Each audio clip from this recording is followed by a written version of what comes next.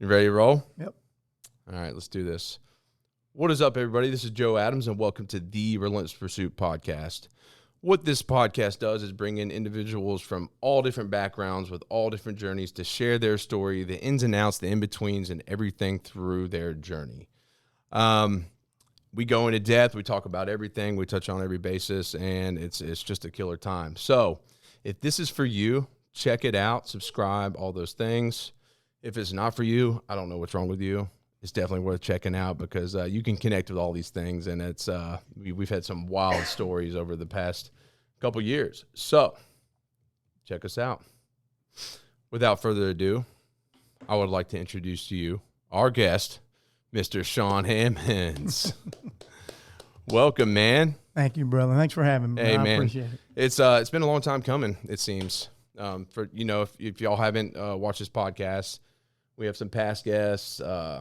Nick Britt, who suggested Jeff Bergholz, and they both suggested you. Both amazing guests, and we've been trying to make this happen. Finally, it has, and I'm pretty stoked to have you in here, man. I appreciate it, man. I've been after I saw their show, I was like, man, it was a great podcast. I watched it. Hell yeah, intently and watched it. It's really good. I really appreciate Both that, of them, man. Yeah. Hey, I take this thing very seriously, so I'm in it for the long haul. But real quick, before we get going, just tell us briefly what it is that you do, right now, and then we'll get back to it. All right. So I own Shawn Hammonds Jiu Jitsu Academy. So I've been doing Brazilian Jiu Jitsu for 26 years now. Started around 98. Nice. And that's what I do for a living, man. I train people, put several guys in UFC or help them get into the UFC. Oh, yeah. With my buddy Ed Clay, who started Nashville MMA back in 2001. Okay, cool. We were the old school cats. And then, went from there. We put some guys in UFC, a kid named Luke Sanders, kid named Dustin Ortiz, kid named Dave Herman. Oh, yeah. Big Dave, Josh Shockman, and, some others. He just trained fighters all the time. We always did. Some killers. Yeah, it was fun. I more love the jiu-jitsu side of it, more of a, I guess it's like a chess match. And that always, it intrigued me because when I was first started out, I was a big old strong guy, and a little 145-pound guy kind of tied me in a knot. And I thought, this is incredible. And then I saw Royce Gracie beating up everybody in UFC that was way bigger and stronger than him. Yeah. What's crazy is going back to that. Corey Robinson, Phoenix? He started with me as a white belt. Hell yeah. When he was 17 years old. Dude, that's wild. Yeah, I lived in Hermitage for a while, and so after my accident I told you about, obviously once I recovered, that's where I was going. Yeah. And I went in, big dude. Oh, yeah. And Corey tied me up. I was like, what the hell is happening right now? This isn't supposed to be physically possible, but he did. Yeah. And it humbled me. And I was like, oh, shit. Okay, this is an art form. There's a lot to this. And I fell in love with it, obviously, moving and starting a business. All my hours are poured into this. But jiu-jitsu is something I'm definitely getting back into because I want to get my daughter into it, and watch her grow and build that confidence in her. But yeah, so it's funny when you say that because I definitely remember that moment. Like, holy shit, Corey whooped my ass, and he just knew I was bigger, so he knew every little movement I made to shift or get out from under him. He just knew where to go. Yeah, it's all leverage. It's all leverage and angles and pressure. And some people just make themselves so much heavier than they actually are. You don't think all of a sudden, yeah. I'm like, how do you weigh this much right now? But how many gyms do you have? So I only own one. So I took over Nashville MMA back around 2000. When that was about 2011. Ed Clay got into some other stuff. He went to Mexico. He owned CPI, Cellular Performance Institute, where a lot of people are going for stem cells. Yeah. Down in Mexico. Ed's one of the most successful cats I've ever met, coming from pretty much nothing. Nice. His parents just worked for a living. He's just a go-getter, risk taker, like you are. Like anybody who's an entrepreneur is a risk taker. Yeah. You know that? Yeah. Like, what's going to happen when it fails? Well, I go poor and everybody else just goes gets a new job. I tell you what, and that's true entrepreneurship. Like, I tell people, I'm like, there's a difference between owning a business and entrepreneurship, because being an entrepreneur, you're willing to just go all in and risk it all in order to succeed because you believe in it that much. So yeah, he's probably that. I mean, he sounds like that kind of guy. Oh yeah. Yeah, I'll have to get him on here. Yeah, I watched him go bankrupt and then rebuild it. Yeah. I mean, that's the option, right? Yeah, he's an amazing dude. You got to be willing to see it through, but that's what takes you to the next level in all aspects of life. I'm curious, so I got a couple questions for you from Nick Britt. Oh, Nicholas. I know he likes to talk a little shit. Sweet kid. Yeah, he does. He's funny. He is funny.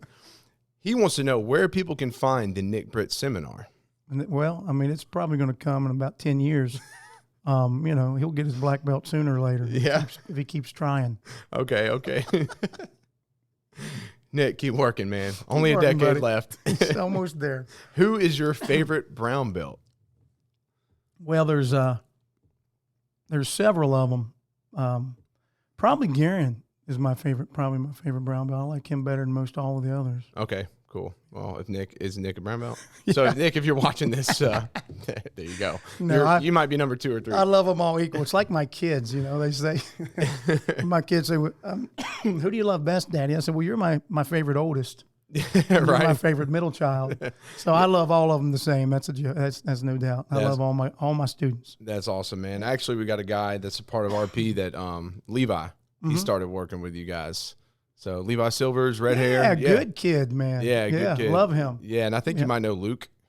God, I'm sorry, Luke. I'm going blank on Is he training with us too, Luke? I believe so. He's a tall kid, real athletic, very young. God, it'll come to me. But anyways, so they both spoke highly of you as well. And, people have heard of you in the area. Mm-hmm. You're well known, Shawn. Well, you're like famous around here in the jiu-jitsu world. Who'd have thunk it? Who'd have thunk it, right? Also, why a redneck from Kentucky, man? Yeah, right. Why can't you beat Nick Britt on the mats? Well, first of all, he runs from me. So if I can catch him, I could beat him. So if he would quit running. Yeah, Nick, dude, come on, don't tuck your tail. Right. But why can't he beat me? Because he runs fast, and he knows I just had knee replacement, and I can't chase him. Oh, that's what it is. So he's taking advantage of the knee, the messed up knee. That's what it is. And some of these others I'm going to ask along the way. Mm-hmm. I think it's pretty funny. But Nick cracks me up. He's a good one. 2 more I want to ask before we get into your journey. Why did you think key lime pie was made with lemons? Speaking of, key lime pie is my favorite thing. It's a good one. I got it tattooed on there's a slice right there. Right there it is. Yeah, right? I'm dedicated. That was funny. One time he goes, hey, I had some key lime. It's so funny. I got key lime pie in the refrigerator. I said, it's got a lemon taste, don't it? And every day he goes, what is wrong with you? So then every time he says that, I said, man, that tastes like lemon, don't it? Well, now they clarify. Mm-hmm. And lastly, I think this is going to be a good one. Did you take driver's ed? And if so, did you pass? So I passed so back in the 80s, when I got my license, you had to parallel park between 2 cars. Okay. Right? I did that first thing and was easily, I passed my first time with a 96. Okay. Now, Nick, on the other hand, I don't know where he learned to drive, but he tried to, we was in Florida, man, and he drove, and it's like, 90-year-old person who shouldn't be driving. Yeah, they needed to retake a test. They drive 20 miles an hour. Yeah. Yeah, that's Nick Britt. That's Nick? Yeah, he's scared to death he's going to scratch something or whatever. So he drives really super slow. Oh, it's horrible. It's like an old lady. I got my brother Brett out there. I mean, sorry to all you old ladies. It's like an old person. Put that one. I won't get in the car with Brett because I know it's going to take double the time to get somewhere. Right. Hey, they do the best they can, right? They're still up. So, anyways, now that we're past the serious stuff, and I know you do jiu-jitsu. I also know you're a music man, and I want to dive into all that. Mm-hmm. But before we do so, take us back. Take us back to the early years, young Shawn, where you're from, your influences along the way that led you to where you're at. Now, I was born in Cincinnati, Ohio, on the Ohio River, but raised in Kentucky. Okay. So my mom and dad raised us in Newport, Kentucky, man, in a little back then it was kind of a little shitty city. It was awesome. It was right on the Ohio. I wouldn't trade it for anything because I grew up rough. I grew up in kind of the hood, and we had a lot of fun, put it that way. Yeah. Fighting was normal. Yeah. It was a normal part of life. If we got out of our area into another area, we could get jumped. Stuff like that. It was one of them things. Oh, really? You had Newport. You know how you got like Laverne, yet Smyrna. Well, we had Newport, Dayton, You had Covington, Newport, Bellevue, Dayton, and if you journeyed into that area and they knew you weren't from there, they would chase you out of that area. That was in the 80s, damn, right? no way. So, yeah, no lie. I've ran a couple times out of that area. I was with one of my buddies, I remember, and he ain't never been in a daggone fight. And being raised in Newport, but he just wasn't that kid. We come out of the theater, and we're walking. We know we're right in Bellevue, so we got a good mile before we get to Newport. Mm-hmm. And we walk by this pizza joint, and we got a crowd walking from the theater, and about 5 guys are standing on the corner, man. And the one guy, he goes, hey, I think that's Shawn Hammonds. I was like, shit. It's like, Kenny, get ready to jet. He was already gone. So I turned around. Oh, damn it, Kenny. I turned around, yeah. So they said something. I turned around. They said, hey, Shawn. I said, what's up, boys? He goes, we're going to whip around. I said, you ain't whipping shit. And I turned around, and Kenny's running down the street. Already, I'm like, I'm out of here. Boom. Luckily, I was a sprinter, and they didn't catch me. But, yeah, he left me there to get my ass whooped. Damn. Kenny, man, you got to redeem I'm yourself. going to whip his ass. He's one of my best friends in the world. Hell yeah. I love that. So y'all still pretty close then? Oh, yeah. He comes down and visits me. If I go up there and play shows, him and his wife, and he's a good cat. He's one of my favorite people. Hell yeah. What was life like with your family and stuff like that? And, you know, going through school, were you studious? Were you an athlete? You know, I was an athlete. If I didn't have football, I probably wouldn't have applied myself, right? Same here. Wasn't a big fan of school, but for all you kids out there, stay in school. But, yeah, football, I was a big football kid.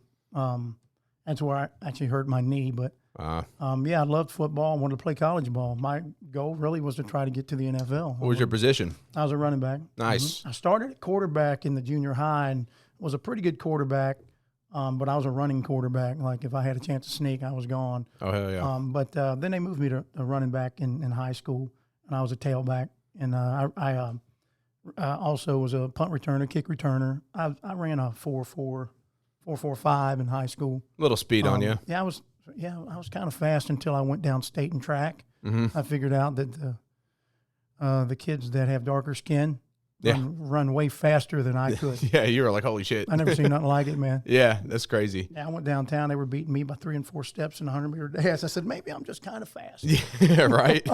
I think it's the thing, too. I had a guy on last week, Matt. He ended up walking on at UT, and he's very humble about it. He's like, man, I didn't start. And he said, I got a little bit of playing time, but it taught me a lot, and I got to watch these dudes just that were insane athletes because when he was going through there, he said, like, they won 2 SEC championships in a row, you know, and so they were just a killer team, but he was also really proud to be a part of that and train with them and all those things and contribute how he could. But he just coming from Maryville, Tennessee, which is very small. That's a big football city, though, man. It is, yeah. He was a killer there, you know. But it is. But then going to that level of football and seeing what you're competing against, it's like, oh shit! Like some of these people are freaking animals. They're like 4, 5, 10-time state champions down there in that area, ain't they? Yeah. Maryville High School. I believe so. Yeah, I win every year. I'll text Matt and ask him. I don't really watch much. I don't really follow sports anymore at all. Like, but I will say that football was the biggest influence on my childhood as well. I loved it. Of course, I wanted to go to the NFL, but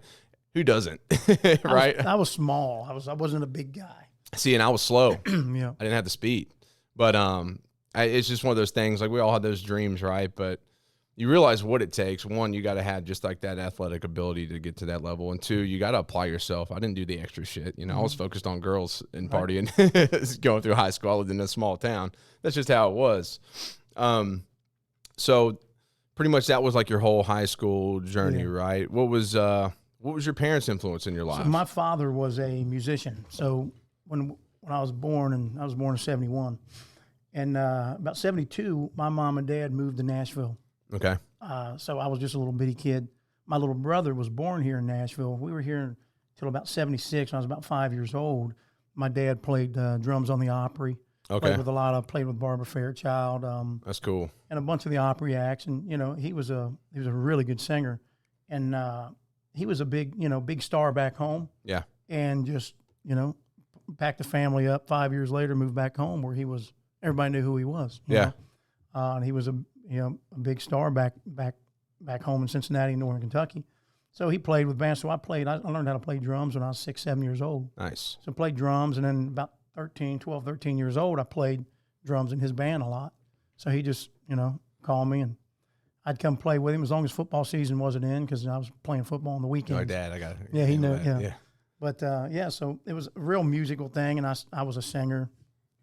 And as soon as my mama, she's the one that pretty much gave me my drive for hard work and everything, right? Yeah. She's the woman that pushes you. She don't ever put any negative in you. Everything's positive. You can do anything you want. Sounds like my mother. So, yeah. So she's, my mom and dad got divorced when I was 9, and she pretty much raised us. Dad was in and out. Loved him to death, but that's what he did. He was a music man. Married 5-6 times, got 9 kids. He did his thing. Yeah, he was a rock star. Had a lot of fun, right? Yeah, he was a rock star. But I love him anyway. But but so Mom kind of did all that raising, all the hard work, Of course. And then I told her, I said, hey, when I turn 21, I'm gonna move to Nashville. I had a band. I was fronting a band when I was 18, and was always getting booked somewhere to play music. And then I left town at 21. I turned 21 June 19th and was in Nashville by July 9th. Just to come rock. Came straight here, man. And then got me a job nailed down and started going out on the town. I ran into a place called the Broken Spoke down off of Trinity Lane. Okay. They just mowed over it now. It's not there. And I was there, and I got up to sing, and this kid in the crowd heard me, and then he got up to sing.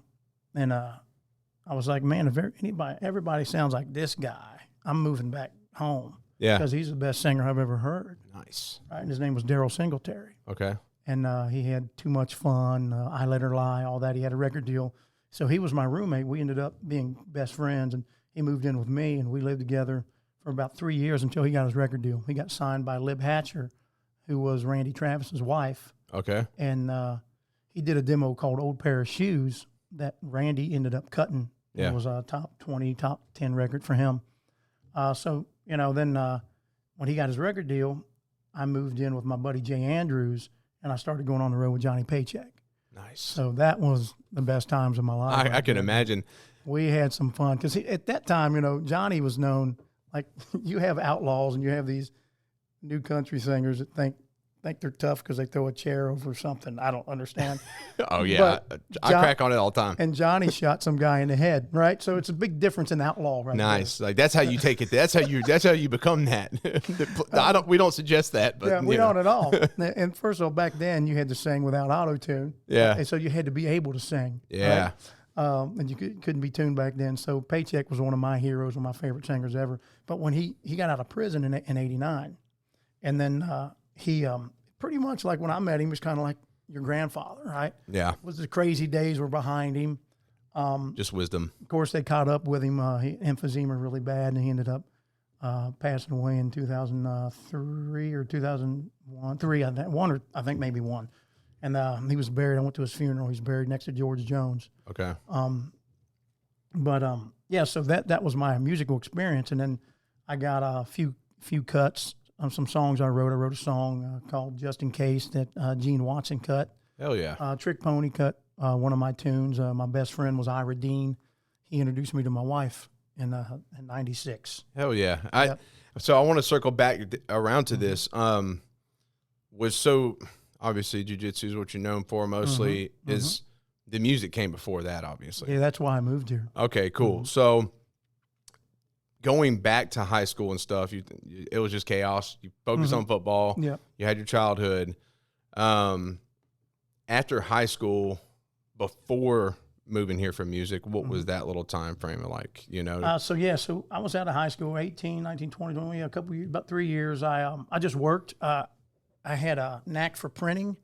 One of my teachers got me a printing job, so I was running printing presses. Okay. So that's what I kind of started doing. Nice. And then I also worked for some of my dad's friends, doing windows and siding and doing that on the side. Okay, cool. And then I had a day job doing printing. And so you just were grinding every day for a bit. When I moved here, I found a print shop. I started printing here. Okay. Yeah, because that's what I knew how to do. Nice. And at what time frame? You said you went in the military just for a little bit. Yeah, that was it. I skip over it a lot because it was so brief. But in '89, one of my buddies, his brother, was in the Marines, and he was a recruiter. Okay. And he's like, had the fire. He goes, "You'd be a great Marine, man." Yeah. Yeah. Had me fired up, ready to go shoot some people in the face. So I went straight into boot camp in '89 in Parris Island, South Carolina. Nice. Parris Island is no joke. Yeah, I've been by there. I think every young kid who thinks they're tough and gets in trouble and is in juvenile should be sent to Parris Island. Be good for them. 100%. Yeah, I'm with you there. Because you have to straighten up. Oh, yeah, without a doubt. They will beat you to death. I mean, in the 80s, I don't know now. The rules are a little bit different now, I'm sure. I mean, of course, changed. Things have gotten a little bit softer over time, unfortunately. But I think, yeah, a lot of people could use that. Still be better for them, right? Yeah, I mean, even me going through, my Air Force basic training, back in 09, probably nothing compared to like you were way smarter than me, bro. Hey, I didn't. That's way smarter. I didn't realize I was. I was told by guys that were retired Marines, Army, all this stuff. They're like, go Air Force if you can. I was like, all right, 100%. I just wanted to go in the military. I needed a new path, so I did. But even then, that was testing from someone that was just. I didn't have a really hard life. I just had a good life. I've had some tough experiences I went through for sure, but I didn't apply myself in school either. I loved football, loved being an athlete, and I went down a negative path, and I was looking for that escape. But even then, that may not have been the same level of craziness as you experienced, but it was still a lot coming from, just drug abuse and kind of being, just living life. It's still a shock. So, and I think a lot of people could experience that for sure. It'd be good for them. Like some countries where you have to be in the military before you can. I mean, when you graduate high school, you go straight in the military. They should do like a show where they just send like I think they should be here. Like on a show like just to Parris Island or something for the time and make some episodes. I'd go back. I'd go experience it. I mean, as long as I get paid because I got to pay bills. But anyway, pay bills now. Yeah. But I mean, now thinking back on that, I mean, shoot, I'm in such a different place in my life, and I've experienced some really hard shit. So I'm like, it kind of be like a cool experience, I think. Yeah. So I tore my ACL my senior year in football, my fifth game of the season. They ended up, I still was able to play in the All-Star game, the Kentucky All-Star game, but my knee was kind of messed up. At the time, there was a kid named Marty Moore from Highlands who ended up playing for Bill Belichick in the Patriots, but he was like 6'4", 250, and had thighs like this, and he was the fullback. And I got to run the ball behind him a couple times in the All-Star game. Oh, yeah. And then I said, hey, my knee ain't, because I never got my ACL fixed. I went in the Marine Corps with no ACL. And halfway through boot camp, my knee was swelling up pretty big, and they sent me to what's called casual. They was like, yeah, you can't stay here. So they gave me an honorable discharge, sent me to casual. I was in casual for about 4 weeks, so ended up being on that island for about 10 weeks. You're like, come on, guys, just wrap it up. I'm good. Man, come on, let's keep going. I'm sure it hurt like hell. It was bad. Yeah, especially when you're not getting much rest. You're constantly going. You're just putting stress on that damn knee nonstop. Yep, all the time. Oh, yeah. Well, I mean, obviously things haven't changed really. Yeah. So now you still do it. Now it just gets twisted all the time and whatnot.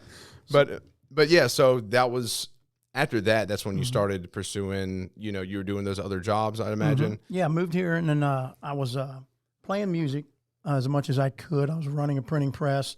Then I got into powerlifting. I started competing in powerlifting, but I got into personal training, was doing that. I was bouncing, and then I don't know if you remember, you probably don't, Starwood Amphitheater. I've heard of Starwood Amphitheater. Okay, so I got a job at Starwood Amphitheater as a head security guy. Okay. So I run backstage a lot. So I got to meet a lot of artists. And so I was doing like 4 or 5 jobs, right? Meantime, my wife's at home, she's like, I don't remember what you look like. You're going to have to start getting rid of a job or two. Like I'm over here. Yeah. So I pretty much quit doing all the bouncing stuff. And then I found jiu-jitsu in 98. But I was doing powerlifting competitively and just tearing my knee up worse and worse. Yeah. I'd do a deep squat of like 500 pounds. Come up, I'd be like, okay, I can't walk. Like I'd tear more meniscus. Yeah. And then, so I went and got, as soon as I started jiu-jitsu in 98, 4 months later, I knew I had to get it fixed. So I went to Vanderbilt, and a doctor named Spindler took care of me. It's before I met Elrod. Elrod does everything now. He's pretty much worked on me enough to build a new home, probably. Yeah. But I got an ACL reconstruction, and I got a cadaver donor. Best surgery I've ever had. Life-changing. It was crazy because then I was 28, just started jiu-jitsu, and then once I got that, then I was on. It was on, dude. I was full speed. Started competing, and had a good time winning won a lot of stuff. At black belt, I won the no-gi Pan Ams in 2009, won the gi Pan Ams in 2012, took a bunch of silvers, 3-time world medalist at black belt, silver once, bronze twice. You know, so I got to compete a lot and then build a big team around me. Yeah, of course. Was music still a part of your life at the time? So I got kind of frustrated. Almost got a record deal in '98. Mike Curb over there almost signed me. I was being taken around by a guy named Troy Seals. Okay. He was a legendary songwriter. He's in the Songwriting Hall of Fame. He liked me a lot and was taking me around town. I was managed by a guy back in the day named Joe Rock. Joe was a Pittsburgher who moved to town, loved George Jones. You know, that's why I moved here. I wanted to sing like him. Yeah. But Joe, he wrote the song Since I Don't Have You that's been cut 132 times. The last time was in '94 by Guns N' Roses. Oh. So like he wrote it in the 50s, put together the Skyliners, which is an old 50s, 58, I think is when Since I Don't Have You came out. And you'll hear it in elevators, just the melody. Like if you're in Vegas and you'll be like, that's Joe's song. Nice. Still getting paid, and he passed away on me in 2000. Well, he was a great guy. But he's the one that introduced me to Troy Seals. And then that's when, you know, I was close to a couple big deals, but, you know, just never happened. This episode is brought to you by Middle Tennessee Detail Service. These guys are masters at detailing. They hand wash my truck once a week almost, and they have it looking brand new every time. So whatever you got, bring it into them. They do boats, airplanes, all of it, fleet vehicles, you name it, undercarriage, ceramic coating, window tinting, tractor trailers, trim restore, paint correction, everything that you may need. So check them out. They're located here in Murfreesboro. Check them out on Facebook at Middle Tennessee Detail Service LLC, and they are also on Instagram. Check them out. This episode is also brought to you by Desert Rose Arts. Get on Instagram, search at Desert Rose Arts. My friend Danny, she makes these handmade rune malas, one-of-a-kind pieces with all these beads that she engraves the different runes into to help you channel that ancestral spirit. They've got different colors, you know, to represent different themes that she explains thoroughly on her website. And, you know, she makes some really cool handmade pieces, offers several other things for you to check out. So if you're interested in that, check her out at Desert Rose Arts on Instagram. Go to the website, snag some things, and before you check out, use code RP15 for a nice little discount. Thank you. I think you were finishing with the music aspect, and you were talking about just some opportunities there, some of the people you met. And I think that you're kind of reaching an end to that journey, correct? Yeah. So in 98, I met my wife in 96. We dated until 99. We got married in 99. Been married, this October will be 25 daggone years. Man. Congratulations. It's pretty amazing. Yeah. Oh, yeah. She's the best ever. But she put up with my white ass.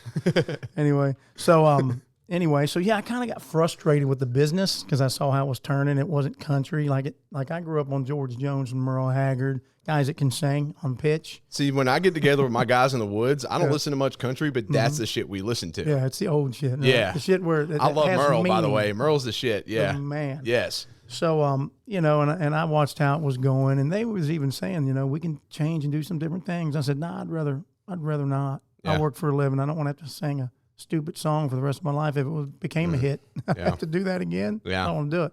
So I play at a place called Music City Bar every Monday night.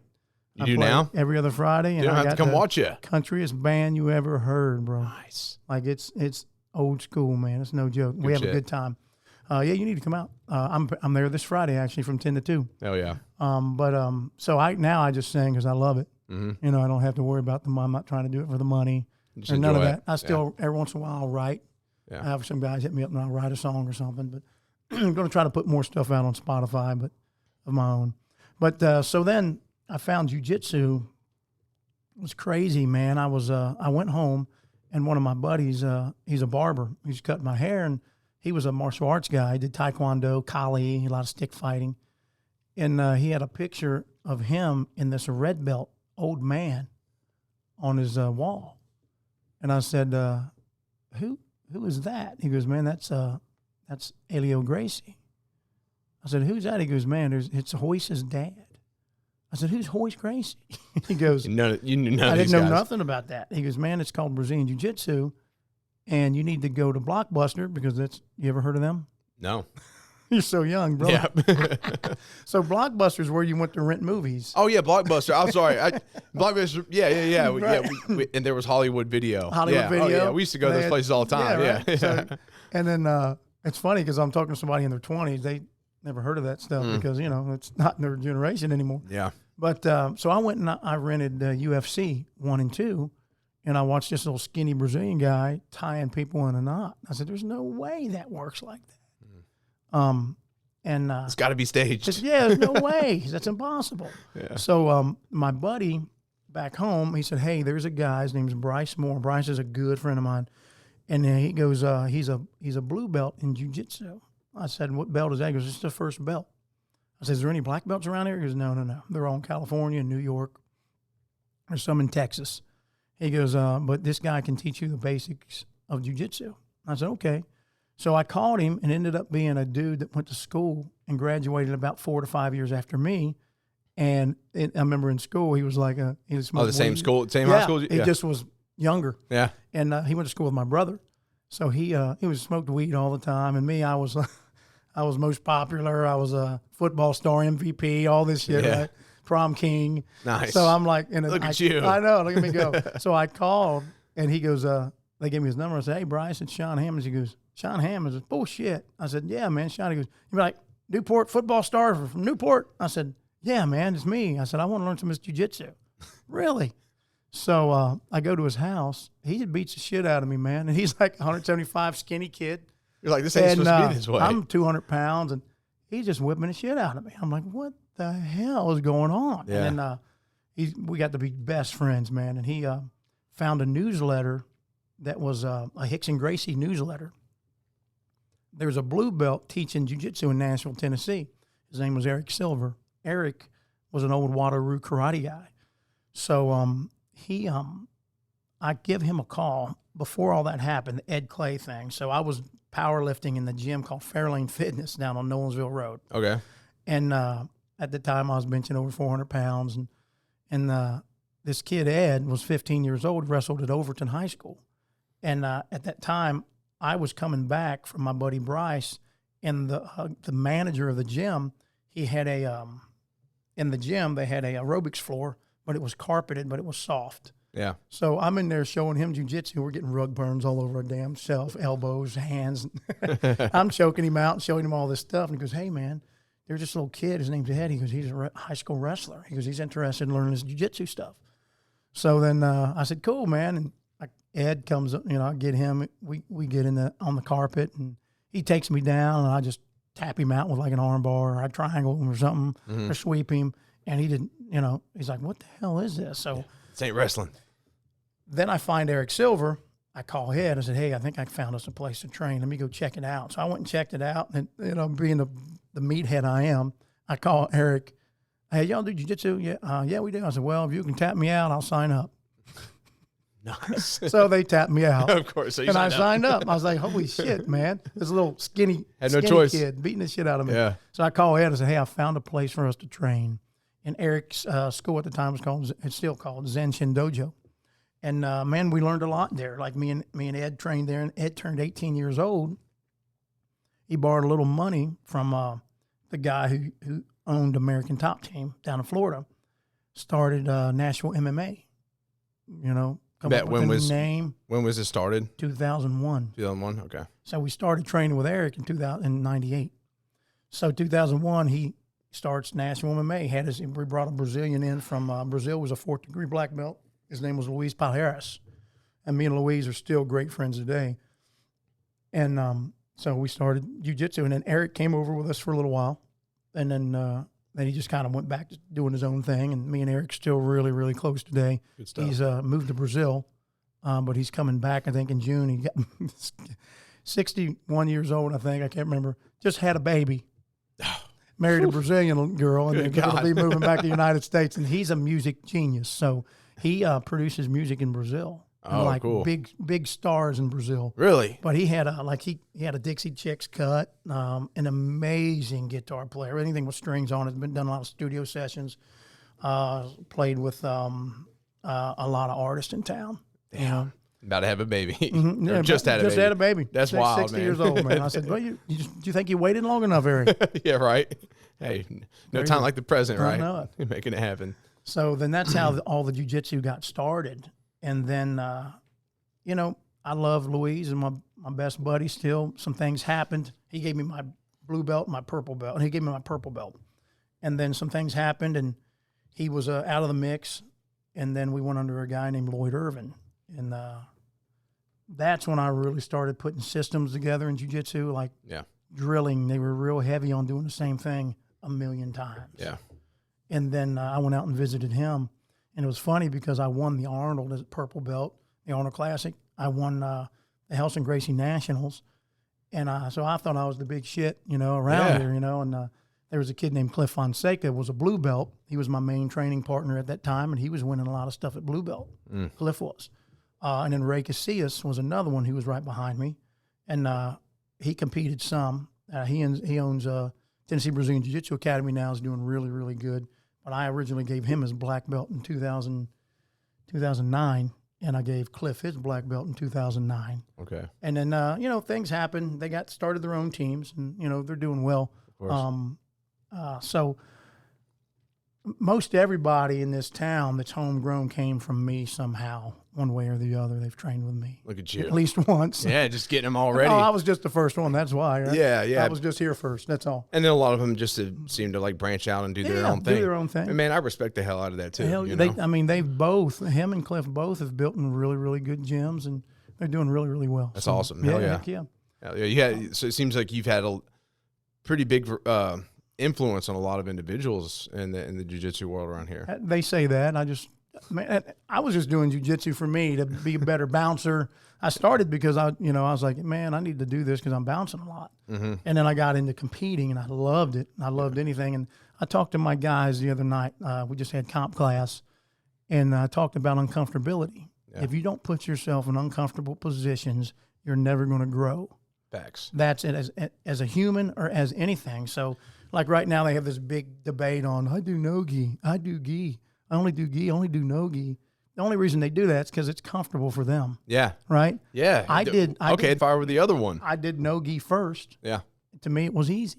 You know, I won the no gi pans a lot easier than I won the gi. Gi's harder. There's more traps to be set. You got to be technical. It sucks. Yeah. Right? So then I won in the gi and out of the gi.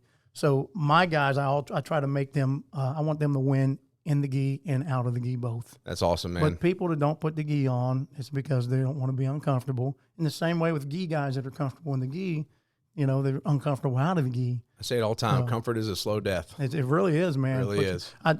Just speaking of mentally, like, I'm a meat eater, right? Yeah, same. I went vegan for 2 months during Thanksgiving just to mess with just to see if I can do it in my head. Did you? I did it. Oh yeah, 2 months. My wife couldn't believe it.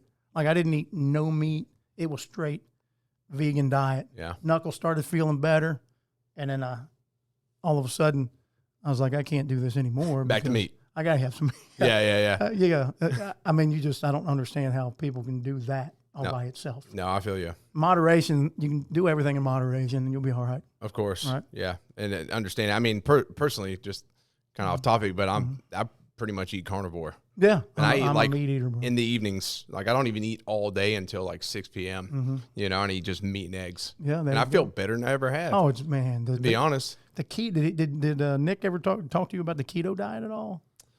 So he's a master of the ketogenic diet. I've never seen nothing like it. I understand what I'm kind of doing is like keto adaptability. So being keto adaptive, so like having your body trained to be like, I can just eat how I do consistently, but I love sweets. So Friday night I can have a shit ton of sweets, like tons of it. But you get yourself to where you're back in keto the next day. Yeah, for sure. Because it's adaptive. So Nick and I didn't talk about that much, but yeah, man, that's the way to go, dude. It's a hack. And plus being, work all the time. It's constant. I'm always on the grind, and I love being focused. As soon as I eat, I start getting tired. So I was like, man, I don't want to get up and eat a big breakfast because I don't want to feel that drowsiness I do after a meal. And so I just kind of trained my body to get used to taking in these heavy, like a pound of ground bison in the evening and like 10 eggs and all the butter and stuff. But I realized that, man, I'm satiated until 24 hours later. Like, it I does feel keep good you full, and man. I'm focused. So I mean, it's a hack, man. I really do I believe that. So I'm not much of a veggie guy anymore. Yeah. So, but yeah, that's the way to go. Damn, we got off subject. I know we did. Trying to stay focused on it. We were talking about how, you've met all these individuals, and I do want to ask you a quick question. Since we've kind of evolved past the music chat, what do you think your biggest influence was or not your biggest influence, but your biggest highlight in your musical career? So I got signed in 2008 by a label called Country Thunder. They had major distribution. It was back when all of them independent labels started getting major distribution from like Sony. And it's the same time Big Machine came out with Taylor Swift was one of them. Okay. She was on a small label. We were all on independent labels. They brought, I think, $3 to $4 million to her label for her. Or I guess that's, and she became a huge star and put that label on the map. I was on Country Thunder, and I had a single out that was on the radio, especially back home. They were playing me a lot on the big country radio station. I went back home and I played a big club. One of my best friends owns called Bobby Mackey's nightclub. It's historically haunted. It's on A&E, ghost hunters, and all this stuff. Like the building's 150 years old. So the highlight of that is when I had a song on the radio, I played that place, and we put seats like 650. There was 750 to 800 people trying to get in the doors. Damn. So that was kind of cool. I was like, hey man, this is packing it out. If I can get this single to go, I might. And then I got to play the Country Thunder USAs with Alan Jackson, John Fogerty was on them shows, and so I got to play with a lot of people. So that was really cool, man, to see. That's badass. And I did the CMAs, not the awards, but like the CMA remotes where you do all the radio stations. I got to do the St. Jude marathon thing. So I got to go down there to St. Jude. And that's amazing what they do down there. St. Jude is trying to cure cancer for kids. Okay. I've heard of St. Jude, but I forget exactly what it is. Talking about a place that'll make you cry, bro. Yeah. And them kids are happy. Yeah. But it is for a parent, shit. It's no joke. I can only imagine, man. Yep. Yeah. And do you have kids? I got 3. You got 3. Okay. And when did you and your wife have kids? We got married when I was 28, and we just had a ball. We took cruises and had fun, and then we had. It's funny. My wife is she's kind of purty. She just a little bit cheered for the Titans. Oh hell yeah! She was a Titans cheerleader for 3 years. Okay. So. It was funny because she was runner-up for Pro Bowl that year, and I thought, cool, this next year she's going to win, and she's going to go to Pro Bowl for the Titans, and I'm going to get to go to Hawaii. It's going to be awesome. I'm just trying to go to Hawaii. And she ends up pregnant, screws that shit up. So damn it. It's funny because all her friends were having to have in vitro because these girls are really lean, right? So, and when you're lean like that and you don't have periods, sometimes it's hard for them. It's hard for you to get pregnant. Yeah. So like 4 or 5 of her girlfriends had to have that in vitro to get pregnant. And I guess she didn't know about the Hammonds gene or the Hammonds sperm because my daddy got everybody pregnant at one time. And so it was the first time we went out without protection. She was pregnant. It was funny because we was at her mom's house, and her mom comes and gets me. And she goes, hey, something's wrong with Carolyn. I said, what do you mean?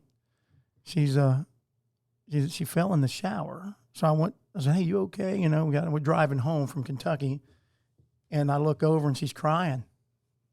I'm like, what the hell is going on? And immediately I'm thinking, man, she might be pregnant. Something's going on. Like she's something's up. Why is she just crying out of nowhere? She goes, I said, what are you crying for? She goes, I don't know. I was like, uh-oh. There's something, yeah, something's triggered. Wrong, right? Yeah, some hormones are switched. We went home and got the pregnancy test, and sure enough, she's pregnant with Colton, my oldest boy, just turned 18 in December. He graduates this year from Stewart's Creek High School. Oh, yeah, man. Nice. And how old are the other 2? 15 and 11, all boys. Good shit, man. All boys. Yeah. I'll probably have all girls. Damn, I'm okay with that. I know. I'm sorry, brother. Dude, honestly, I love being a girl dad.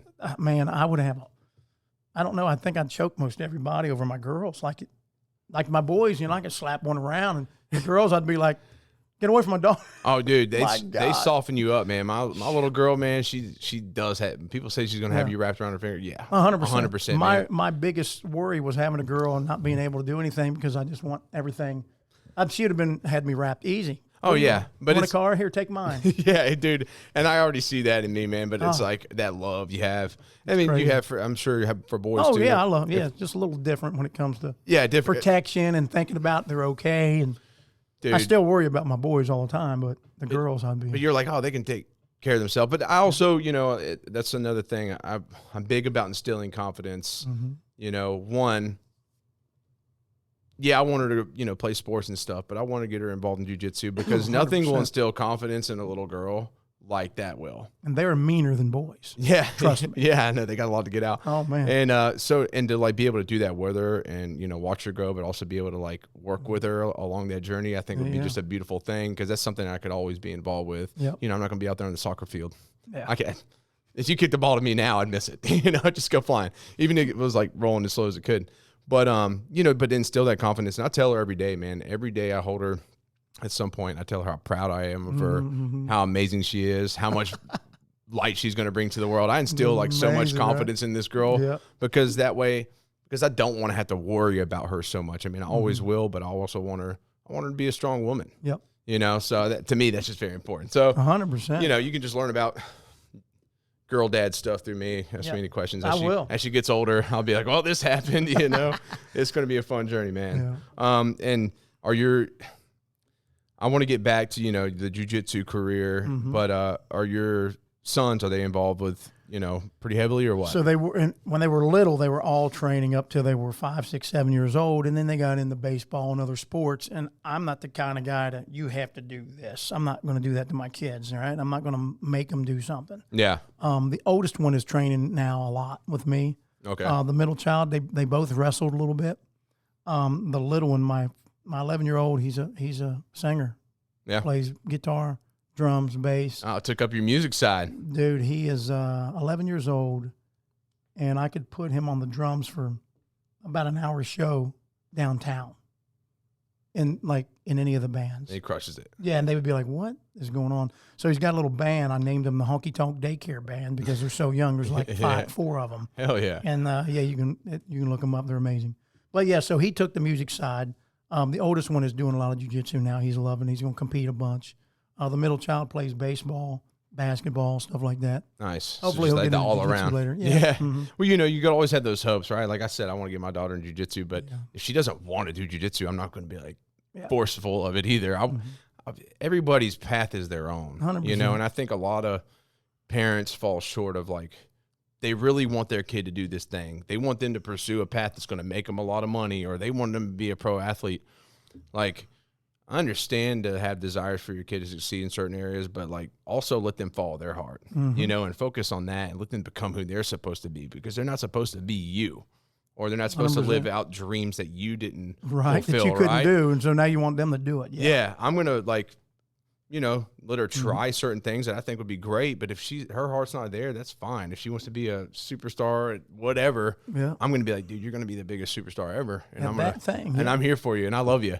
Yeah. So that's good that you're not very forceful of that. Not at all. And it's funny because they'll see Colton and he's going to do a tournament. He's just a white belt, right? And they'll be like, "Oh my God, Shawn Hammonds, boy, he's going to kill everybody." I'm like, you have to train still. I don't care whose dad you are. I had to train hard to be good at what I was doing. Yeah. If you don't train hard, it doesn't matter. You're going to probably get your ass whooped. So and he's coming along pretty well now. He's doing okay, but and then I said, "Hey, don't." And Carolyn, my wife, she's like, "Shawn, you need to talk to him about his expectations of wanting to be like you."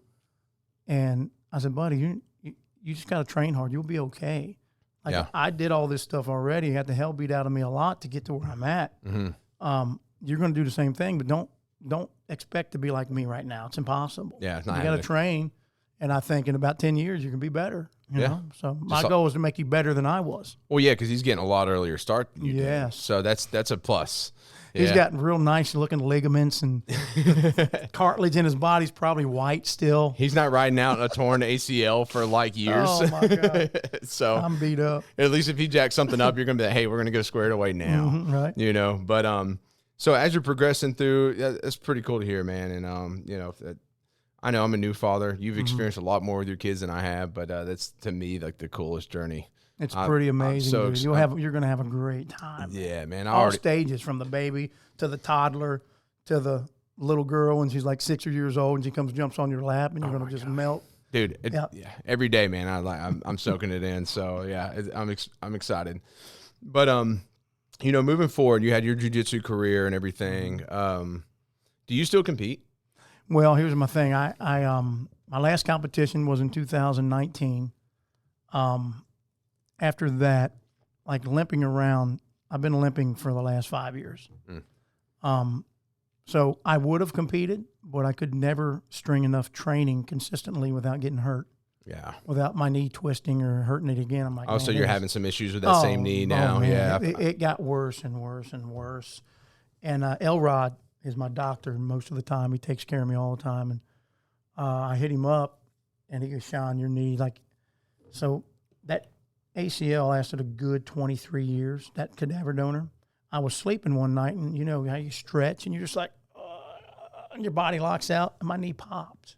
And about 2 in the morning, I'm like, dang, that didn't feel good. That hurt. What the hell is going on? All I did was stretch. And I fell back asleep. I woke up, my knee was swelled up like a damn grapefruit. I was like, something's wrong with my knee, and I was limping bad. And at that time, I was kind of running the association because I got about 23 schools underneath me around the United States. Okay. And so I was getting on ladders and stuff and working for Leaf Filter a little bit, making some extra money. Yeah.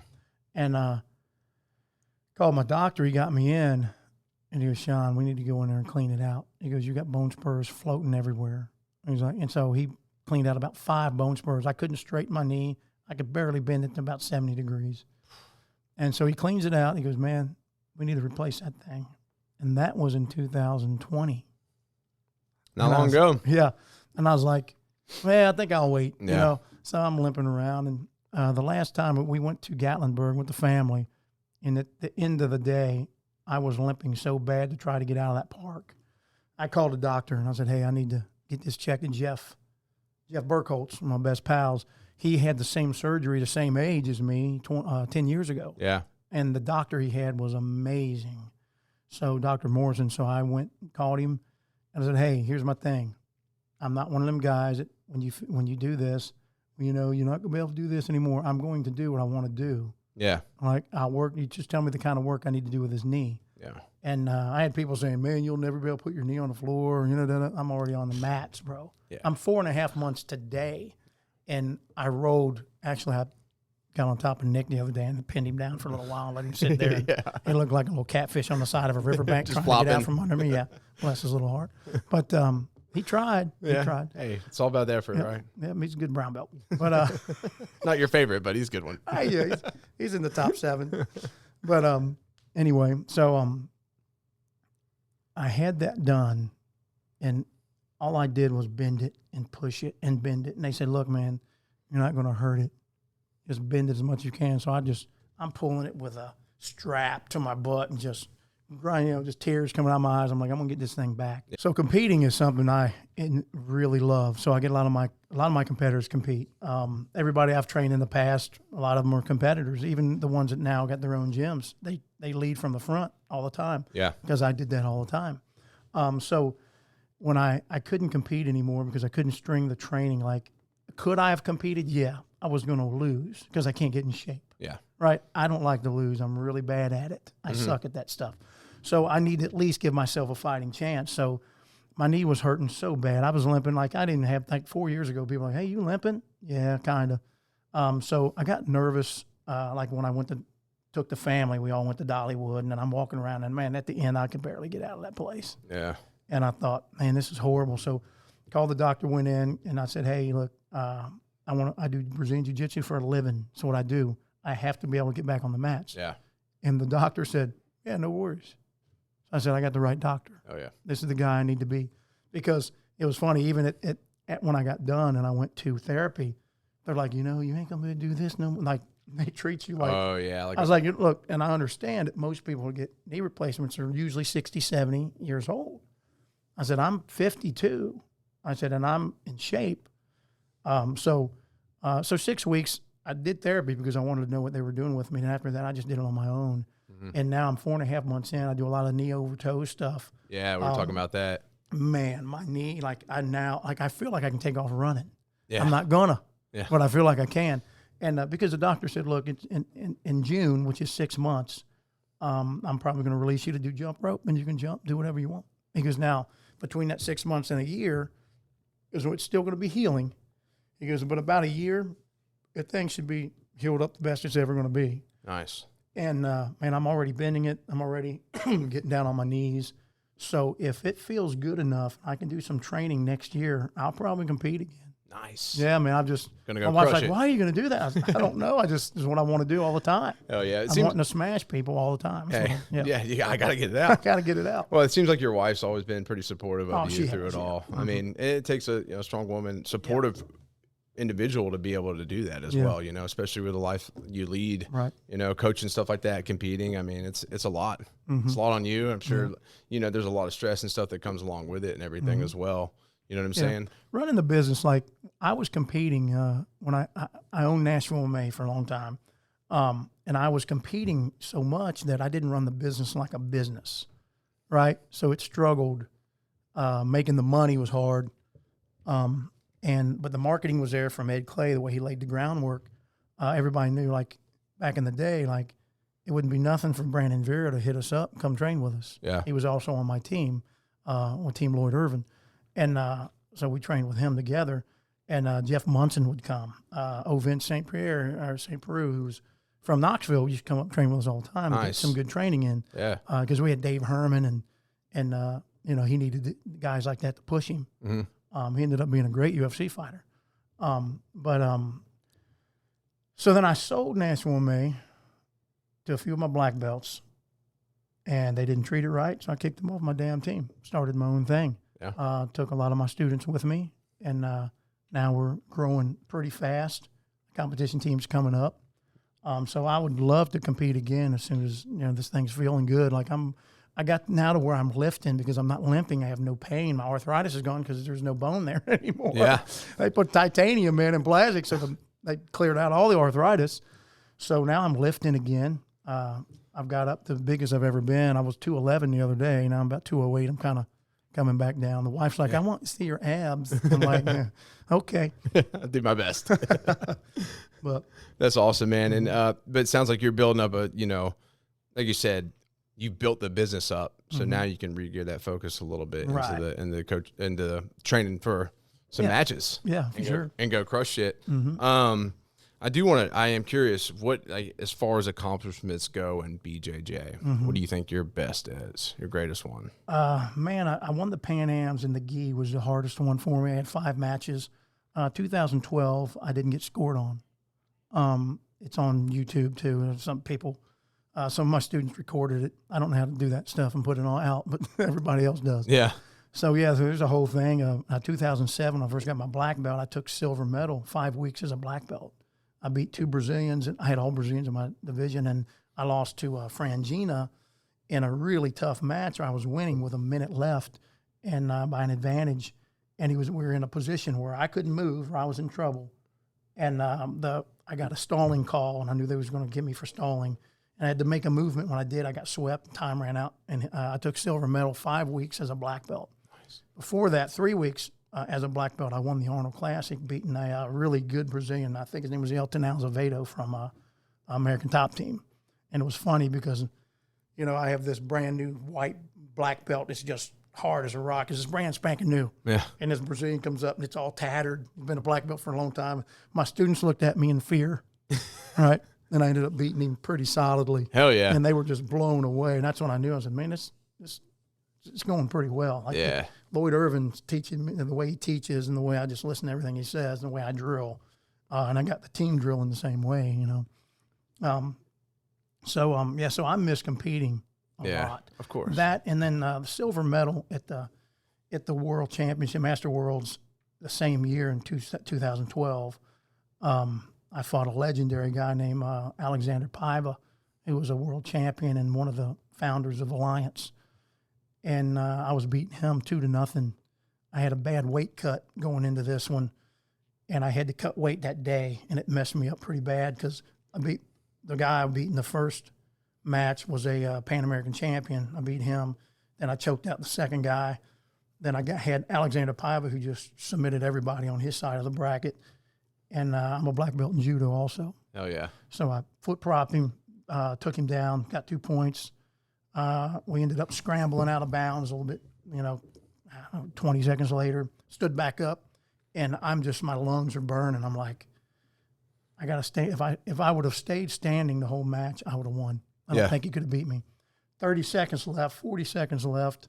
I'm huffing and puffing. He's kind of pushing the pace. I'm like, just stand up. Okay, maybe if I just jump guard right now, I can keep him from passing my guard and I can win 2-0. Mm-hmm. And when I jumped guard, he felt like a tree trunk. And he just pushed me down, my knee off, started passing, got the half guard, and I'm holding on for dear life. I'm like, just come on, let's hold on, I can win this whole match. And he gets his leg out, passes, beats me 3-2. Damn.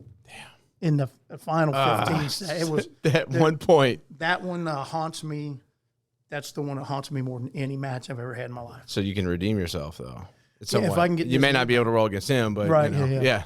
So, if this knee gets back to, I may never be able to compete again. I don't know yet. Yeah. But I know that I moved around the other day. Like I said, I crushed the little Nick Britt. Mm-hmm. Crushed him the other day. Toss him around. Yeah, Ragdoll. Yep. And so it didn't feel bad. Yeah. But I got to be careful because I'm really only 4.5 months out of knee replacement, not just a surgery. Yeah. Like I had an extensive replacement. And so I'm hoping in June I can move a little bit more. And then I'm just going to keep rehabbing. I rehab all the time. I'm always rehabbing. Dude, that's just shit that people so underestimate. Man. You got to move, man. But you got to take that serious too. You do, now, with my accident, the injuries, like, fortunately, my physical therapist I got put with she was like a bodybuilder and stuff. Mm-hmm. So she pushed me. She understood. Yeah. She understood. So she really pushed me, and I took it serious. I showed up all the time. Mm-hmm. There's sometimes I was almost in tears. I was like, God, I'm hurting so bad. Squatting a broomstick, mm-hmm. For reps. And I was just like, it's killing me. But like that progression, man, and just going every day and being, doing what I was supposed to do outside of there, mm-hmm. Like I've been able to rebuild and, do more in my life than I did before then. Yeah. It's crazy, but you got to be consistent and you got to like persist through it all. So, and you know that. You get that shit, man. So you're going to be fine. Yeah, this was my 8th surgery. Oh. Well, I don't want any more if I don't have to. Try to avoid it. Yeah. Well, you're giving me hope. I mean, mm-hmm. It's almost as if knee replacement at some point in my life is inevitable, which is fine. But, I also, hey, I'll be all right. So I've had my buddies back home, and I love them, but they don't work out or anything. And they've had knee replacements, and they said it's the best thing they've ever did. And I kept thinking, man, I don't know about that. I don't know. But then when I had it, I recommend it. My doctor was great. So when you're ready, I'll give you his name if you want to use him. All right. But he was great, man. I'll go back and see him in June, and they'll probably release me, I hope. That's awesome, Pretty man. sure. Oh, yeah. Yeah, man. I'm stoked to see what's ahead for you. And it, what I've gathered from you, man, rough childhood, a little bit of chaos going on there, but I don't know. You just stayed moving forward. You knew you were an athlete, but you pursued what you love. But you're an artist, man. Mm-hmm. Like at your heart, you're an artist because jiu-jitsu is an art. It is 100%. But so is music. I'm a huge music fan. Not as much country except for the old stuff. Mm-hmm. But that's what I call country. The other stuff I don't even call it country. Yeah, I don't know what it is. Right? Like, it's really bad. Hey, if you're pretty and you can repeat these lyrics, like you're gonna be a star. We'll auto-tune the hell out of you, and you'll be okay. Yeah, just wear cut your sleeves That's down it. here. Yeah, oh, dude, you're God. gonna be the biggest thing, but it's not a real deal. Yeah. I mean, not knocking on people's success, but yeah, man, I'm glad. Hey, good for them. Good for them. They found a way, right? Yeah, but to me, it's not art. But yeah, man. So you're definitely an artist at heart. And I'm curious to know what your thoughts are with jiu-jitsu becoming so it's pretty mainstream nowadays. It's starting to be people now. I'm running into people that outside of the jiu-jitsu circle, and yeah, man, I did jiu-jitsu for a year or two, and stuff like that. And I'm like, that's awesome. If they see my ears, they'll be like, what do you do? So it is compared to karate's always been around, right? There was a karate school on every damn corner. Yeah. But jiu-jitsu is now starting to make its way, man. Yeah, it's a huge culture. I mean, more and more people I talk to are getting in it, getting their kids into it. I think it's great. No, it's a must in my opinion. Yeah. You know, you can boxing's really good too. You know, I believe in boxing, Thai boxing, wrestling, jiu-jitsu, and do some, you know, some sambo stuff for the leg lock stuff. But now the leg locks are so intricate in the no-gi that they're doing so many new things now with. So you can just learn it through there. Yeah, just jiu-jitsu now. You'll find somebody who's doing leg locks. Hell yeah, I love that, man.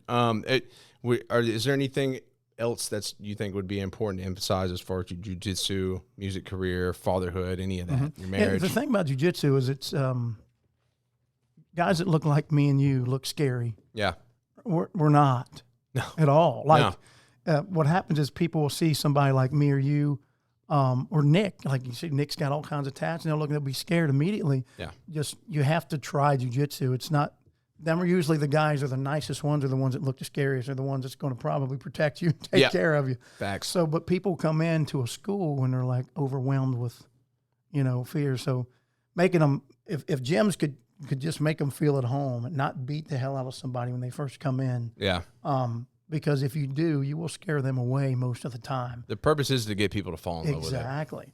If you get a kid who's a hardcore wrestler, maybe a state champion in high school, he's going to be fine. Whoop him. You can whip him up a little bit to let him know that this is how we do things. Yeah. He's not going to leave. Yeah. Well, you get a brand new person in there, they don't know what's going on, man, and you start choking them, it freaks them out. Yeah. So I don't even teach submissions for the first 6 months. If you're brand new, you'll barely learn a submission. It'll be all position. Yeah. You know, because you put yourself in a position to where you can punch, headbutt. I say my jiu-jitsu is a style. I want to put myself in a position to punch, elbow, headbutt, bite, whatever I need to do. I've heard that concept because it really before. is winning. It's about winning a fight. Yeah. But we've turned it into a sport also. Yeah, that's awesome, man. Hell yeah. I appreciate that insight on it. And, you know, I'm curious, how many people have you coached over the years, you think? Oh, God. If you could, like, put a number on it. What's crazy is I'll find somebody who hit me up, hey, man, I'm out in California. I'm a black belt now. I started with you when I was a white belt. I'm like, I don't remember. Like, thousands of people come through Nashville MMA back in the day. Yeah. We were the main school in Nashville, you know, at that time. So I don't know. Like, I'll run into people that, man, I was a blue belt, and I came visited you and trained with you for a while. And now I'm a black belt. I just want you to know you was an influence. I said, well, you know, all I was doing was training jiu-jitsu and teaching. So you don't know you have that kind of impact till you get older and things have been settled and you hear stories about that. It's like I did a super fight when I was 46 years old. Fought a really good black belt. He was about 32. He was 6'2", 215. I was 185, right? The announcer, and I was 40. I was up in St. Louis, and the announcer, this is crazy, he said, the legendary Shawn Hammonds. I'm like, what? Legendary. Yeah, it was hilarious. And I'm like, and I talked to the guy. He said, Shawn, I've been following you for a long time. Like, you're one of the top Americans. And I started jiu-jitsu at 28. So by the time I got my black belt, I was already 36. Wasn't even an adult no more. Like, I was already starting to feel pain. And, you know, I wasn't a young guy anymore. Yeah.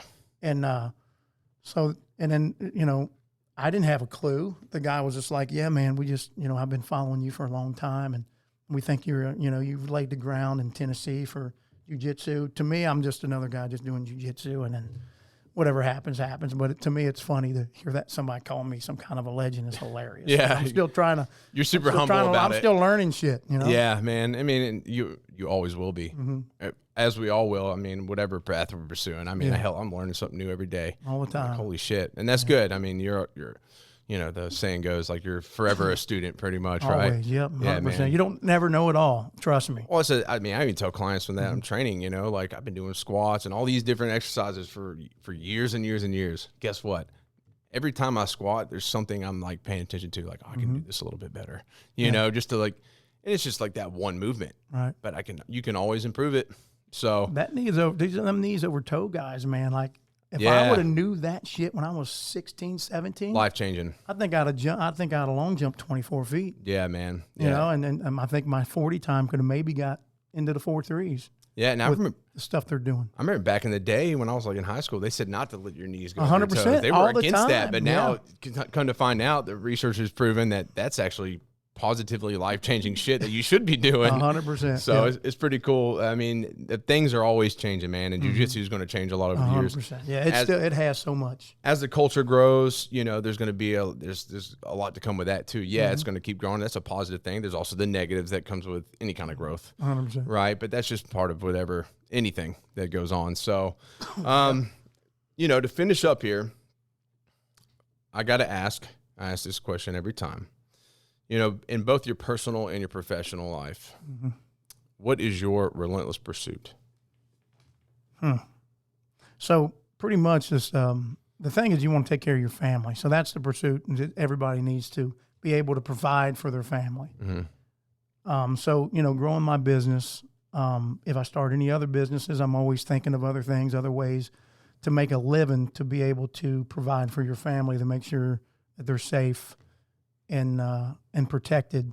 So the relentless pursuit is to protect people around me, my friends, and all my students, and I consider them all my family. Hell yeah, man! That's very straightforward and perfect answer, man. So I love that, and I have no worries that you will. So hell yeah, man! And one more thing I do want to ask you. We don't have to speak on it, but you recently buried your father. Yeah. A few weeks ago. How's that been an effect on you, man? I mean, have you been able to think on it a little bit? Is there anything you'd want to say in honor of him here? Yeah, he was different. He wasn't the grandpa that you take your kids over to visit, right? He had his own drummer. He was, he marched to his own drum, which he played music. He was a good guy, was never malicious, loved women. That was his downfall, pretty much. Smoke and drank all the way to the end.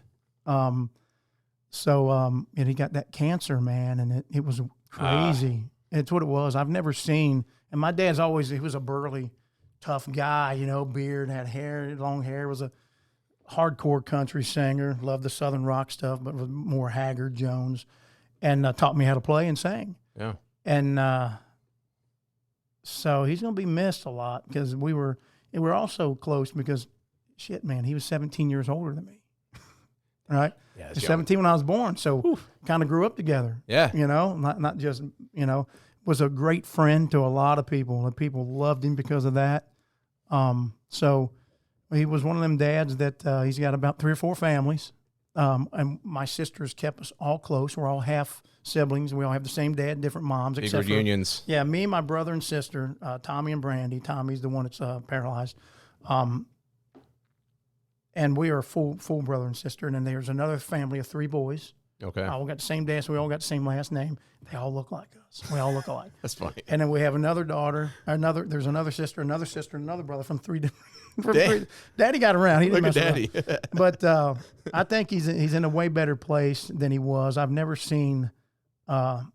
went through that cancer thing like that until I saw him like back in the fetal position at 80 pounds. Damn, man. Just praying that he'd stop breathing so he wouldn't have to hurt. That's rough.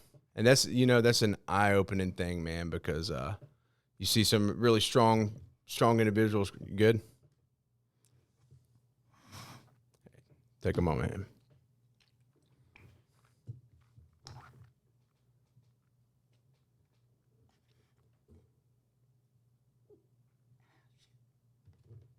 It's all good, man. Take your time. Yep.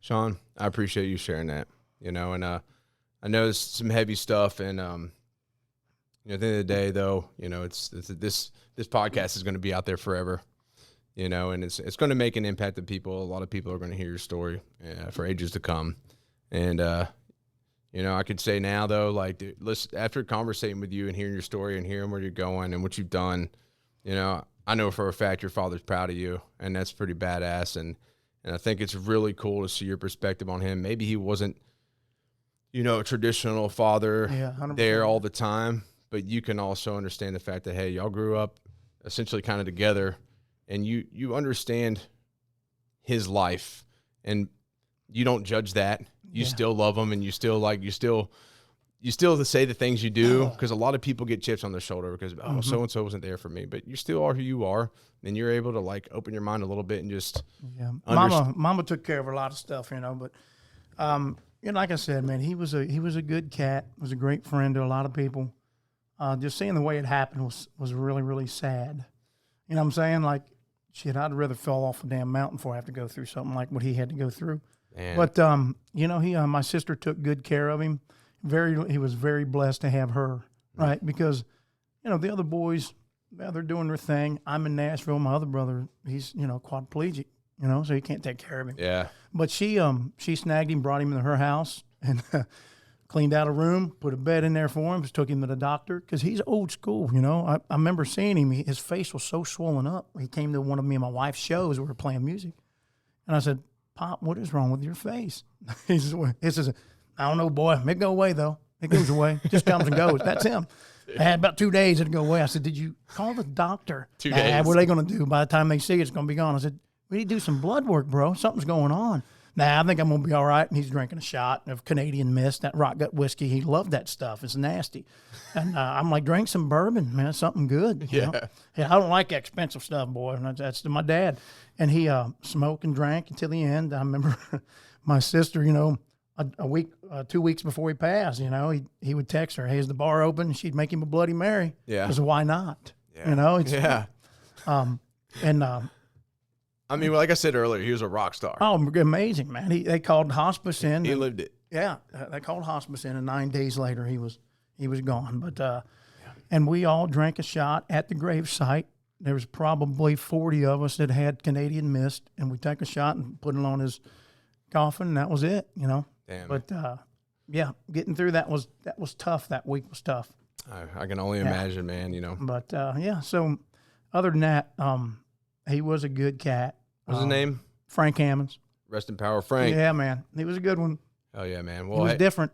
Yeah, hey, man, and you know, it's funny though. I picture when I think of him, you know, remember, you know, Lemmy Kilmister. Yeah. Motorhead. Oh yeah, man. Like, you know, he wrote it out to the end. He was who he was. I mean, he was rock and roll, and I got to stand on stage while they played several years ago. Really? Oh yeah, dude. I remember him like in the 80s, just was the man. Man, when I met him, like I shook hands with him backstage, and it was just like. And then I was like, oh, this guy. And then he got on stage, and it was like, boom. And I was like, fucking. The same dude. This is a rock star, dude. Yeah. It was such a cool experience, man. I was in Atlanta, just standing right there. And, but he was, I don't know, for some reason, you talking about your father kind of remind me of that. Like Lemmy, yeah. Just hardcore, didn't care. Like, I grew up hardcore country music, but I was a huge AC/DC fan. If Iron Maiden comes to town, I'm going to go see them. Priest, all that. Motorhead would have been great to see, but I never got to see him. Yeah, very fortunate, man. And you know, at the end of the day, I just I don't know. I've always had a respect for dudes like that. They're just like old school badass. They just do their shit, man. Yeah, and then they just roll like that to the end. And they live their life, man. Like, you man. can't, no regrets. Yeah, no, real talk though. No regrets at all, man. You gotta love it. But hey, Shawn, I just want to say thank you for sharing that, being vulnerable there with that. I mean, just important to emphasize. So thank you for opening it up. But anyways, man, it was a pleasure having you on today. About to cut out. Thank you, brother. Dude, I really appreciate you coming on. I mean, if you ever want to come back, I'd love to have you. Maybe after you compete and you know, get that gold. Yeah. You can come back. We'll talk about that and everything that's happened since then. But I'm excited to stay in touch, man. We're definitely going to stay connected. And yeah, for sure. You know, thank you so much for taking the time, bro. Thank you, brother. Awesome. Thank you so much, brother. Yes, sir. Hey, take care.